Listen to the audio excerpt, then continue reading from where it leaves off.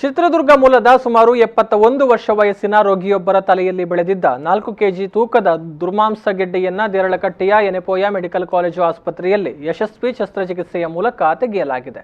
15 ವರ್ಷಗಳಿಂದ ತಲೆಯ ಹಿಂಭಾಗದಲ್ಲಿ ದೊಡ್ಡ ಗೆಡ್ಡೆಯನ್ನು ಹೊತ್ತುಕೊಂಡಿದ್ದು, ತಲೆಯ ಮೇಲೆ ಗಡ್ಡೆಯ ಭಾರದಿಂದಾಗಿ ರೋಗಿಯು ಸರಿಯಾಗಿ ಮಲಗೋದಿಕ್ಕೆ ಸಾಧ್ಯವಾಗದೆ ಕಷ್ಟಪಡ್ತಾ ಇದ್ರು. ಅನಾರೋಗ್ಯದ ಸಂಕೀರ್ಣ ಸ್ವರೂಪ ಮತ್ತು ಹಣಕಾಸಿನ ಕೊರತೆಯಿಂದಾಗಿ ರೋಗಿಗೆ ಇದುವರೆಗೆ ಸರಿಯಾದ ಚಿಕಿತ್ಸೆಯನ್ನು ಪಡೆಯುವುದಕ್ಕೆ ಸಾಧ್ಯವಾಗಿರಲಿಲ್ಲ.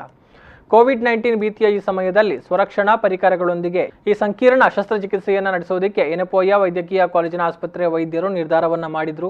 ನರರೋಗ ಶಸ್ತ್ರಚಿಕಿತ್ಸಾ ವಿಭಾಗದ ವೈದ್ಯರಾದ ಡಾಕ್ಟರ್ ಪವಮಾನ್ ಸಿಂದಿಕರ್ ಮತ್ತು ಕೃಷ್ಣ ನಾರಾಯಣನ್ ಅವರು ಗಡ್ಡೆಯನ್ನು ಯಶಸ್ವಿಯಾಗಿ ತೆಗೆದಿದ್ದು, ಮೈಕ್ರೋ ವ್ಯಾಸ್ಕ್ಯುಲರ್ ಟಿಶ್ಯೂ ಟ್ರಾನ್ಸ್ಪ್ಲಾಂಟೇಷನ್ ತಂತ್ರವನ್ನು ಬಳಸಿಕೊಂಡು ಸರ್ಜರಿ ವಿಭಾಗದ ಡಾಕ್ಟರ್ ದೇವಿಪ್ರಸಾದ್ ಎಸ್ ಮತ್ತು ಡಾಕ್ಟರ್ ಪ್ರದೀಪ್ ಕುಲಾಲ್ ಆರ್ ಅವರು ಶಸ್ತ್ರಚಿಕಿತ್ಸೆಯನ್ನು ನೆರವೇರಿಸಿದ್ದಾರೆ. ಸತತ 7 ಗಂಟೆಗಳ ಕಾಲ ನಡೆದಂತಹ ಈ ಒಂದು ಸಂಕೀರ್ಣ ಮತ್ತು ಕ್ಲಿಷ್ಟಕರ ಶಸ್ತ್ರಚಿಕಿತ್ಸೆಯ ಕಾರ್ಯವಿಧಾನದ ಸಮಯದಲ್ಲಿ ಅರಿವಳಿಕೆ ತಜ್ಞರಾದ ಡಾಕ್ಟರ್ ಶಂಕರನಾರಾಯಣ ಮತ್ತು ಡಾಕ್ಟರ್ ಕಾರ್ತಿಕ್ ಪ್ರಭು ಅವರ ತಂಡ ಸಹಕರಿಸಿದೆ.